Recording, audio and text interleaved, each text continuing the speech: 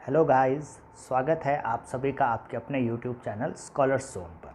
दोस्तों, अभी तक हम कोवेलेंट कंपाउंड क्या होते हैं और कोवेलेंट कंपाउंड के इलेक्ट्रॉन डॉट स्ट्रक्चर हम किस तरीके से बना सकते हैं, ये सारी चीज़ें हम देख चुके हैं पिछले लेक्चर में। अगर आपने वो वीडियो देखा नहीं है तो वो वीडियो आप ज़रूर जाके देखिएगा, सारे कॉन्सेप्ट आपके क्लियर हो जाएंगे। आज हम बात करेंगे कोवेलेंट कंपाउंड की, यानी कि ऐसे कंपाउंड जिनमें कोवेलेंट बॉन्ड पाया जाता है, उन कंपाउंड की प्रॉपर्टीज़ के बारे में हम डिस्कस करेंगे। क्लियर? यानी आज हम देखेंगे कैरेक्टरिस्टिक्स ऑफ कोवेलेंट कंपाउंड। तो चलिए शुरू करते हैं। देखिएगा, अगर हम बात करें कैरेक्टरिस्टिक्स ऑफ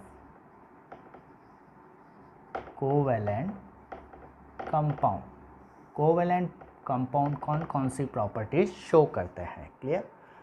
देखिए, इसको समझने के लिए हम एक कंपैरेटिव स्टडी करते हैं ionic compound versus covalent compound की, तो ये प्रॉपर्टीज़ हमें और ज़्यादा अच्छे से समझ में आ जाएगी। क्लियर? तो अगर मैं बात करूं ionic compound versus covalent compound, ionic compound क्या होता है, कैसे होता है, आयनिक बॉन्ड कैसे बनता है, क्यों बनता है, ये सारी चीज़ें हम मेटल नॉन मेटल वाले चैप्टर में देख चुके हैं। अगर आपने वो वीडियो नहीं देखा हो तो मैं आई बटन पे इसका लिंक दे दूँगा, आप वो वीडियो ज़रूर जाके देखिएगा। और कोवेलेंट कंपाउंड क्या होता है, ये चीज़ हम देख ही चुके हैं इसी चैप्टर में, कार्बन एंड इट्स कंपाउंड में। तो देखिए, अब हम क्या कर रहे हैं, आयनिक कंपाउंड और कोवेलेंट कंपाउंड की प्रॉपर्टीज़ का कंपैरेटिव स्टडी कर रहे हैं ना, कंपैरिजन कर रहे हैं। कंपैरिजन करने से चीज़ें ज़्यादा हमारे अच्छे से समझ में आ जाएगी। तो देखिए, अगर मैं बात करता हूँ प्रॉपर्टी की, तो देखिए सबसे पहला अगर प्रॉपर्टी की अगर मैं बात करूँ, देखिए अगर मैं बात करूँ कि दोनों में से कौन कौन सा बॉन्ड ज़्यादा स्ट्रॉन्ग होता है, यानी आयनिक कंपाउंड के अंदर तो कौन सा बॉन्ड पाया जाता है, आयनिक कंपाउंड के अंदर कौन सा बॉन्ड पाया जाता है, आयनिक बॉन्ड पाया जाता है। और कोवेलेंट कंपाउंड में कौन सा बॉन्ड पाया जाएगा, नाम से पता चल रहा है, कोवेलेंट बॉन्ड पाया जाएगा। क्लियर? आयनिक बॉन्ड तो क्या होता है, कैटायन और एनायन के बीच में जो इलेक्ट्रोस्टैटिक फोर्स ऑफ अट्रैक्शन होता है, इसी को हम क्या बोलते हैं, आयनिक बॉन्ड बोलते हैं। हमें पता है अपोजिट चार्ज के बीच में हमेशा क्या होता है, अट्रैक्शन होता है, और इसी अट्रैक्शन को हम क्या बोलते हैं, आयनिक बॉन्ड बोलते हैं। और कोवेलेंट बॉन्ड कैसे बनता है, कोवेलेंट बॉन्ड बनता है शेयरिंग ऑफ इलेक्ट्रॉन से। अगर ए ने अपना एक इलेक्ट्रॉन दिया, बी ने अपना एक इलेक्ट्रॉन दिया, इन दोनों इलेक्ट्रॉन पर ए का भी हक है और बी का भी हक है, तो हम बोलेंगे ए और बी के बीच में क्या बन जाएगा, कोवेलेंट बॉन्ड बन जाएगा। चूँकि एक एक इलेक्ट्रॉन की शेयरिंग हुई है, इसलिए दोनों के बीच में सिंगल बॉन्ड बन जाएगा। तो ये तो हुआ आयनिक बॉन्ड और ये हुआ कोवेलेंट बॉन्ड। कोवेलेंट बॉन्ड कैसे बनता है, बाय शेयरिंग ऑफ इलेक्ट्रॉन्स। ठीक है? अब देखिएगा, प्रॉपर्टीज़ को समझने के लिए, इन दोनों की प्रॉपर्टीज़ को समझने के लिए एक चीज़ समझना ज़रूरी है, वो ये है कि हमेशा ध्यान रखिए कि आयनिक बॉन्ड कैसा होता है, स्ट्रॉन्ग होता है। किसके कंपैरिजन, कोवेलेंट बॉन्ड की तुलना में आयनिक बॉन्ड क्या होता है, स्ट्रॉन्ग होता है। यानी कि आयनों के बीच में जो इंटर आयनिक अट्रैक्शन है, अपोजिट चार्ज आयन के बीच में जो अट्रैक्शन है, यानी कि आयनिक बॉन्ड है, वो ज़्यादा स्ट्रॉन्ग होता है, ज़्यादा मजबूत होता है। किसकी तुलना में, कोवेलेंट बॉन्ड की तुलना में आयनिक बॉन्ड ज़्यादा स्ट्रॉन्ग होता है। क्लियर? ये बात आ गई समझ में? तो ये ज़्यादा स्ट्रॉन्ग होगा और ये कंपैरेटिवली थोड़ा वीक होगा। इसके कंपैरिजन दोनों ही स्ट्रॉन्ग बॉन्ड की श्रेणी में आते हैं, लेकिन अगर दोनों की कंपैरेटिव स्टडी की जाए तो दोनों में से ज़्यादा स्ट्रॉन्ग कौन होगा, आयनिक, और उससे थोड़ा वीक कौन होगा, कोवेलेंट बॉन्ड होगा। क्लियर? अब इधर देखिए, अब मुझे ये बताइए, अगर मैं पहली प्रॉपर्टीज़ की बात करूं, फिज़िकल स्टेट की। फिज़िकल स्टेट का मतलब होता है कि कंपाउंड सॉलिड फॉर्म में होगा, लिक्विड फॉर्म में होगा, या फिर गैसियस फॉर्म में होगा। क्लियर? तो हमें पता है कि चूंकि आयनिक कंपाउंड में आयनों के बीच में अट्रैक्शन क्या है, ज़्यादा है। अट्रैक्शन ज़्यादा होंगे तो ये आयन्स पास पास में होंगे, और अगर पास पास में होंगे इसका मतलब इंटर आयनिक डिस्टेंस कम होगी, है ना, क्लोजली पैक्ड होंगे। तो अगर जब कंपाउंड के जो पार्टिकल है वो क्लोजली पैक्ड हो, उनके बीच की डिस्टेंस बहुत कम हो तो फिजिकल स्टेट सॉलिड होगी, लिक्विड होगी या गैस होगी? बिल्कुल सही, फिजिकल स्टेट कौन सी होगी? सॉलिड होगी। यही तो होता है, सॉलिड में पार्टिकल पास पास में होते हैं, क्लोजली पैक्ड होते हैं, जबकि गैस में मॉलिक्यूल क्या होते हैं? दूर दूर होते हैं। ठीक है, तो हम क्या बोलेंगे, चूँकि आयनिक बॉन्ड स्ट्रॉन्ग है इसके कारण इनके बीच में अट्रैक्शन ज़्यादा होगा। अट्रैक्शन ज़्यादा होने का मतलब ये आयंस पास पास में होंगे, पास पास में होंगे तो फिजिकल स्टेट आयनिक कंपाउंड की कैसी होगी? सॉलिड होगी। चूँकि कोवेलेंट कंपाउंड में कोवेलेंट बॉन्ड होता है वो थोड़ा वीक होता है तो इतने ज़्यादा तो अट्रैक्शन होगा नहीं। ये वीक है, अगर अट्रैक्शन बॉन्ड वीक है यानी बीच की डिस्टेंस थोड़ी ज़्यादा होगी, और डिस्टेंस अगर पार्टिकल के बीच की ज़्यादा हो गई तो फिजिकल स्टेट या तो लिक्विड होगी या फिर गैस होगी। ये बात समझ में आई? इसमें तो फिजिकल स्टेट सॉलिड, जबकि यहाँ पे गैस या लिक्विड। क्यों? क्योंकि कोवेलेंट बॉन्ड थोड़ा वीक होता है तो अगर ये स्ट्रांग होता तो पार्टिकल पास पास में होते हैं। वीक है कंपैरेटिवली यानी थोड़े दूर दूर होंगे तो फिजिकल स्टेट गैस या लिक्विड हो जाएगी। Clear? Melting point and boiling point की, melting point oblique boiling point. ठीक है, क्या होता है melting point, boiling point? Melting point वो टेम्परेचर होता है जिस पर कोई सॉलिड मेल्ट होकर लिक्विड में कन्वर्ट हो जाए। बॉइलिंग पॉइंट वो टेम्परेचर होता है जिस पर कोई लिक्विड उबलना शुरू हो जाए, वेपर में कन्वर्ट होना शुरू हो जाए। तो सॉलिड के लिए हम मेल्टिंग पॉइंट की बात करते हैं और लिक्विड के लिए हम बॉइलिंग पॉइंट की बात करते हैं। फॉर एग्जाम्पल आइस सॉलिड है ना, तो इसका मेल्टिंग पॉइंट कितना होता है? 0 डिग्री सेल्सियस, यानी 0 डिग्री सेल्सियस पर आइस मेल्ट होकर वाटर में कन्वर्ट हो जाएगा।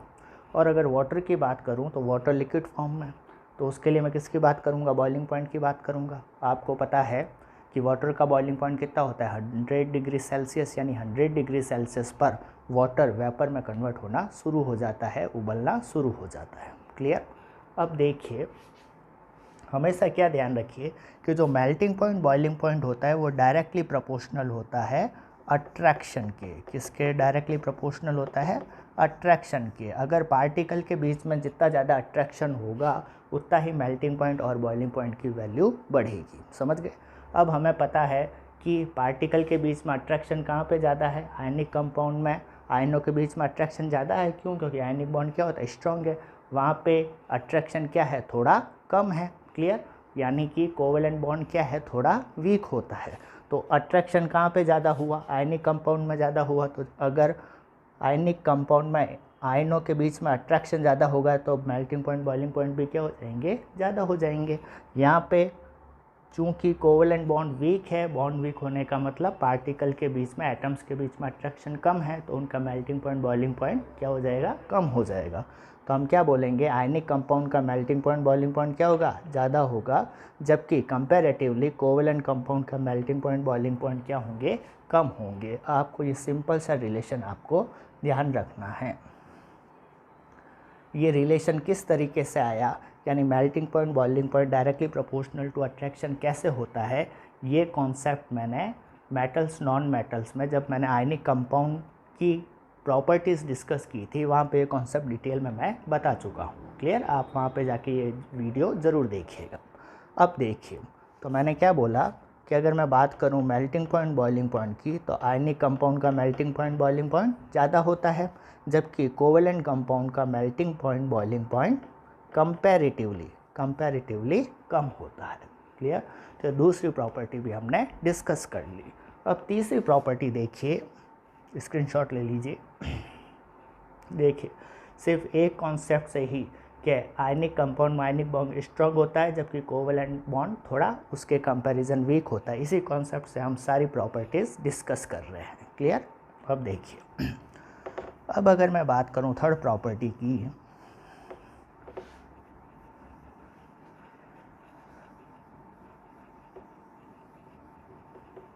देखिए अब अगर मैं बात करूं थर्ड प्रॉपर्टी की, यानी कि बात अगर मैं करूं इलेक्ट्रिकल कंडक्टेंस,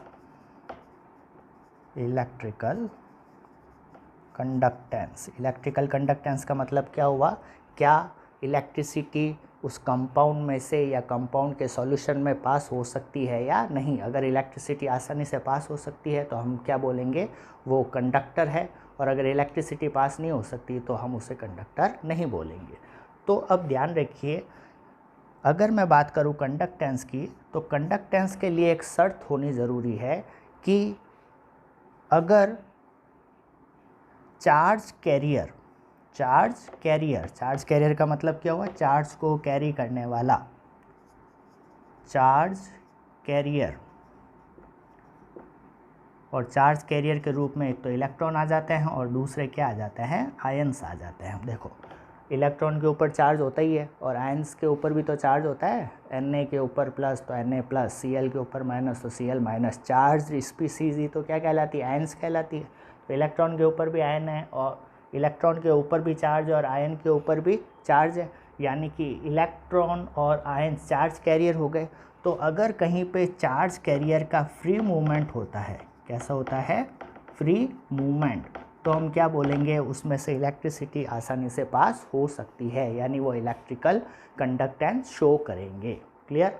अब देखिए हमें पता है कि जब मैं आयनिक कंपाउंड के एक्वस सॉल्यूशन का, आयनिक कंपाउंड के एक्वस सॉल्यूशन का मतलब पानी मिला के सॉल्यूशन तैयार कर दो, तो उसे हम क्या बोलेंगे, एक्वस सॉल्यूशन। तो मैंने क्या किया, पानी लिया और पानी के अंदर क्या डाला, NaCl डाला। NaCl क्या है, आयनिक कंपाउंड है, ठीक है। तो ये क्या हो गया, aqueous solution of NaCl, aqueous solution of NaCl। NaCl का मैंने क्या ले लिया, एक्वस सॉल्यूशन ले लिया। अब जब इस एक्वस सॉल्यूशन में एनोड और कैथोड लगाकर इलेक्ट्रिसिटी जब हम पास करेंगे तो क्या होगा, देखिएगा, aqueous solution of NaCl, Na plus Cl minus, और Na प्लस क्या हो गया, आयनिक कंपाउंड हो गया। तो आयनिक कंपाउंड के एग्जाम्पल के तौर पर हमने क्या लिया, NaCl, सॉल्ट, नमक लिया। अब इसमें हम क्या करते हैं, इलेक्ट्रोड लगाते हैं और उसको बैटरी से कनेक्ट करते हैं। क्लियर। इलेक्ट्रोड दो टाइप के, एनोड और कैथोड। ये तो हो गया एनोड, ये तो हो गया एनोड, और दूसरा इलेक्ट्रोड हो गया कैथोड। क्लियर। अब अपने को क्या ध्यान रखना है कि जो एनोड होता है उसके ऊपर हमेशा कौन सा चार्ज होता है, पॉजिटिव चार्ज होता है, और कैथोड पर हमेशा कौन सा चार्ज होता है, नेगेटिव चार्ज। ये आपको पता है, 9th क्लास में आपने पढ़ा होगा, ठीक है। तो एनोड और कैथोड को कंबाइंड रूप से इलेक्ट्रोड बोलते हैं, यानी मैं बोलूँगा इलेक्ट्रोड दो टाइप के, एनोड और कैथोड, ठीक है। एनोड हमेशा पॉजिटिवली चार्ज होता है और कैथोड हमेशा नेगेटिवली चार्ज होता है। तो जब बैटरी से कनेक्ट करके इलेक्ट्रिसिटी पास करेंगे तो इस एक्वस सॉल्यूशन ऑफ NaCl में क्या प्रेजेंट है, NaCl प्रेजेंट है ना। तो NaCl किस में टूटेगा, NaCl टूट जाएगा Na प्लस में और Cl माइनस में, यानी ये जो NaCl है ये डिसोसिएट होगा किस में, Na प्लस में और Cl माइनस में, इसी में तो डिसोसिएट होगा। यानी कि ये जो एक्वस सॉल्यूशन है इसमें अब क्या प्रेजेंट है, एक तो Na प्लस प्रेजेंट है और एक क्या प्रेजेंट है, Cl माइनस प्रेजेंट है। क्लियर। क्यों, कैसा है ये Na प्लस और Cl माइनस, NaCl के एक्वस सॉल्यूशन में इलेक्ट्रिसिटी पास करने पर NaCl का डिसोसिएशन होगा, टूटेगा, और Na प्लस और Cl माइनस आयन हमको मिलेंगे, ठीक है। अब क्या होगा, हमें पता है कि अपोजिट चार्ज के बीच में हमेशा अट्रैक्शन होता है।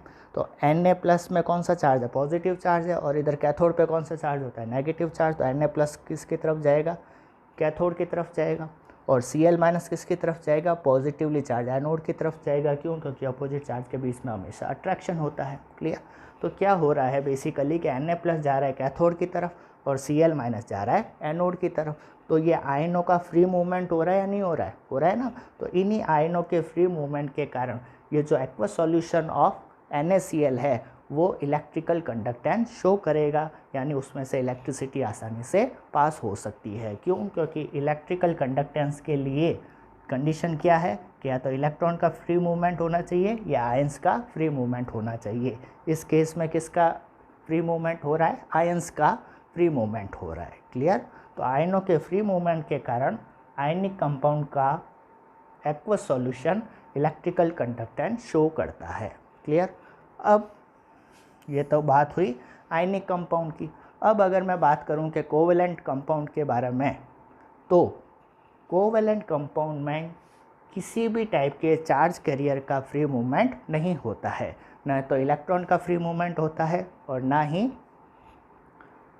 आयंस का फ्री मूवमेंट होता है। क्लियर, आयंस तो है ही नहीं इसमें, तो कहाँ से फ्री मूवमेंट होगा। क्लियर, तो अगर चार्ज कैरियर का मूवमेंट ही नहीं होता है तो क्या ये इलेक्ट्रिकल कंडक्टेंस शो करेंगे? नहीं करेंगे, ये इलेक्ट्रिकल कंडक्टेंस शो नहीं करते हैं।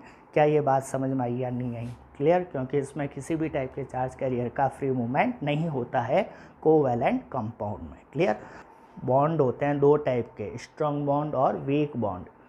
आयनिक बॉन्ड और कोवैलेंट बॉन्ड दोनों ही स्ट्रॉन्ग बॉन्ड होते हैं, लेकिन दोनों में ही अगर कंपैरेटिव स्टडी की जाए तो ज़्यादा स्ट्रॉन्ग कौन होता है? आयनिक। क्लियर, इस बात का आप ध्यान रखिएगा। और कोवैलेंट बॉन्ड आयनिक की तुलना में थोड़े कम स्ट्रॉन्ग होते हैं। ठीक है, तो अब इधर देखिए, कोवैलेंट कंपाउंड में कौन सा बॉन्ड पाया जाता है? कोवैलेंट बॉन्ड पाया जाता है। कोवैलेंट बॉन्ड आयनिक बॉन्ड की तुलना में लेस स्ट्रॉन्ग है। ठीक है, या मैं कह दूँ थोड़ा वीक है। तो अगर वीक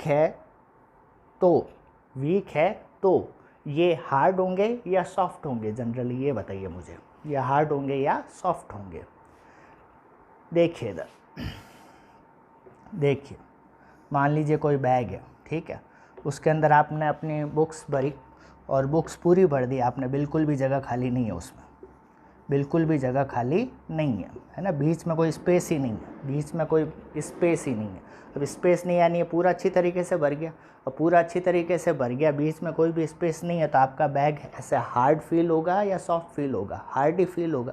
क्लियर, अब क्या होता है कि अगर मैं बात करूं कोवैलेंट कंपाउंड की, तो कोवैलेंट कंपाउंड क्या होता है? थोड़ा वीक होता है, और वीक होगा तो ये अगर अट्रैक्शन स्ट्रांग होता है तब तो एकदम चिपके हुए रहते हैं।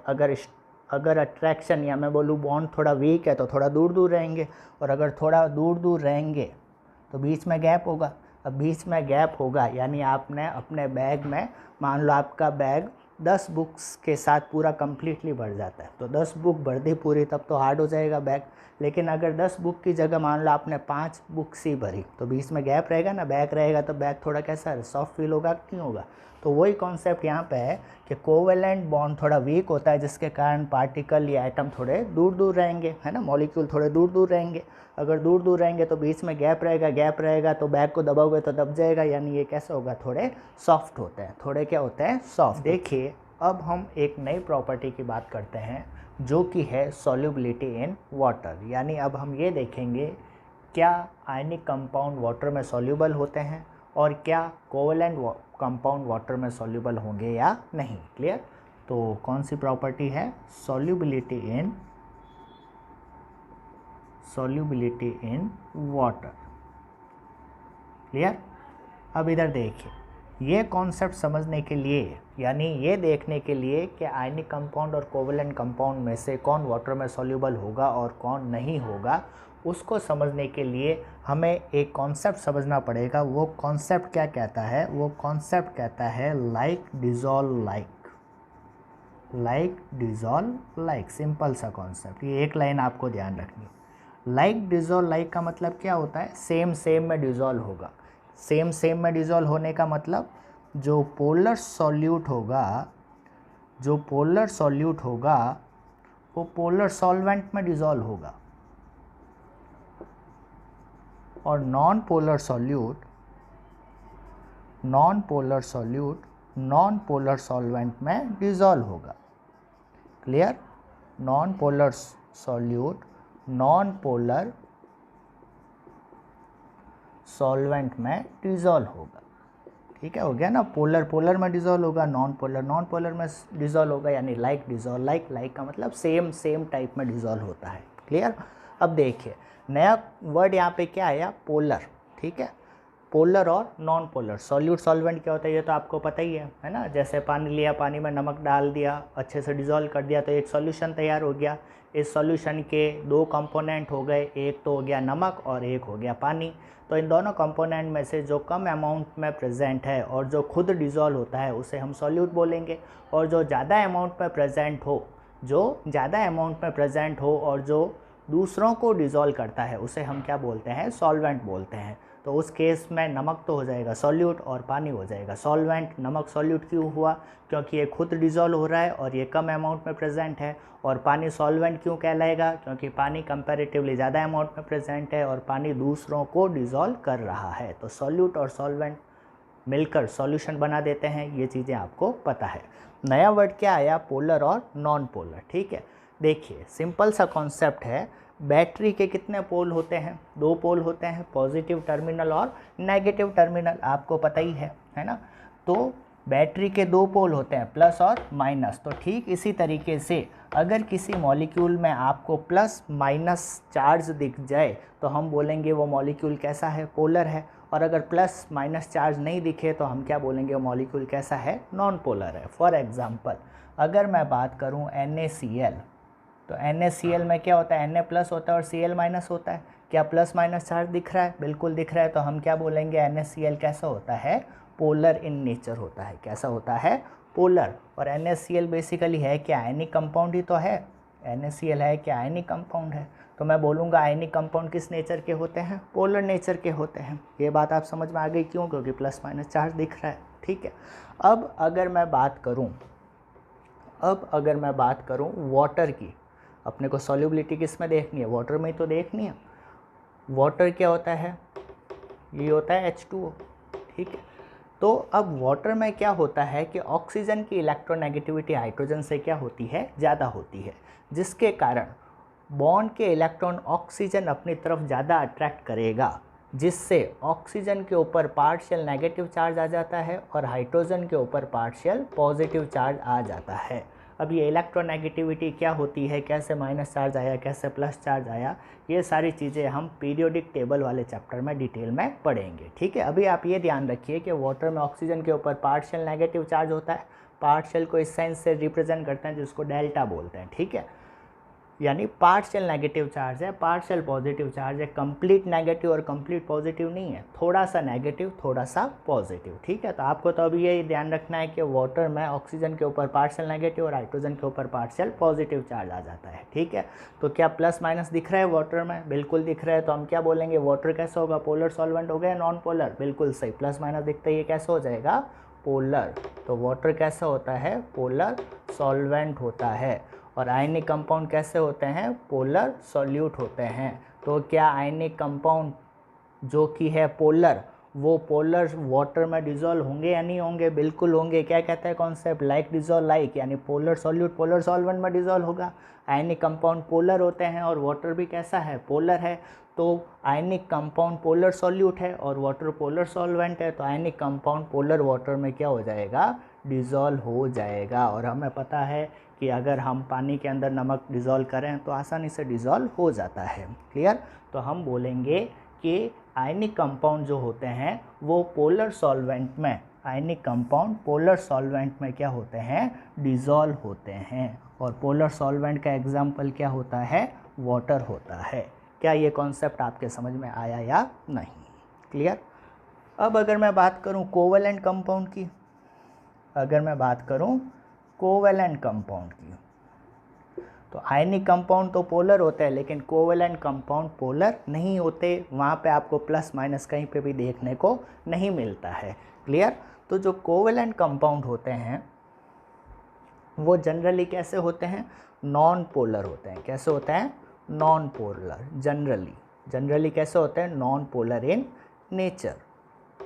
तो अगर कोवेलेंट कंपाउंड नॉन पोलर होंगे तो क्या वो पोलर वाटर में डिज़ोल्व हो सकते हैं, नहीं हो सकते। नॉन पोलर सॉल्यूट किस में डिज़ोल्व होगा, नॉन पोलर सॉल्वेंट में डिज़ोल्व होगा। वाटर तो कैसा होता है, हमेशा ध्यान रखिएगा, पोलर सॉल्वेंट होता है। क्लियर, तो क्या बोलेंगे, आयनिक कंपाउंड तो पोलर सॉल्वेंट में डिज़ोल्व होते हैं, लेकिन जो कोवेलेंट कंपाउंड है वो नॉन पोलर इन नेचर होने के कारण कौन से सॉल्वेंट में डिज़ोल्व होंगे, नॉन पोलर सॉल्वेंट में डिज़ोल्व होंगे। तो क्या बोलेंगे, covalent compound non polar in nature होने के कारण dissolve in non polar solvent. Clear, और नॉन पोलर सॉल्वेंट के एग्जांपल क्या क्या होता है, याद रख लीजिएगा। एक तो बेंजीन हो गया, कार्बन टेट्राक्लोराइड हो गया। ठीक है, ये 2-3 एग्जांपल ध्यान रख लेना नॉन पोलर सॉल्वेंट का। एक बेंजीन हो गया, एक CCl4 कार्बन टेट्राक्लोराइड। क्लियर, तो समरी क्या हुई कि आयनिक कंपाउंड पोलर होते हैं जिसके कारण ये पोलर सॉल्वेंट में डिज़ोल्व होंगे, और पोलर सॉल्वेंट का एग्जांपल क्या होता है, वाटर होता है। क्लियर, और covalent compound non polar in nature होते हैं। यहाँ पे प्लस माइनस आपको दिखेगा नहीं, तो covalent compound non polar in nature होने के कारण ये नॉन पोलर सॉल्वेंट में डिसॉल्व होंगे। और नॉन पोलर सॉल्वेंट का एग्जांपल क्या होता है, बेंजीन और CCl4। क्लियर। तो ये सारा चीज़ हमने देख ली सॉल्युबिलिटी इन वाटर से रिलेटेड। ठीक है, तो दोस्तों आज के इस लेक्चर में हम आयनिक कंपाउंड और कोवेलेंट कंपाउंड की प्रॉपर्टीज़ की डिटेल में डिस्कशन कर चुके हैं, उनका कंपैरेटिव स्टडी कर चुके हैं, है ना, with logic with concept. Clear. तो अब आप कहीं पे भी अटकेंगे नहीं। तो अगर आज का ये वीडियो आपको पसंद आया हो, आपके कॉन्सेप्ट क्लियर हो गए हो, तो इस चैनल को लाइक और सब्सक्राइब करना मत भूलिएगा और अपने फ्रेंड सर्कल को भी अपने इस चैनल के बारे में ज़रूर बताइएगा।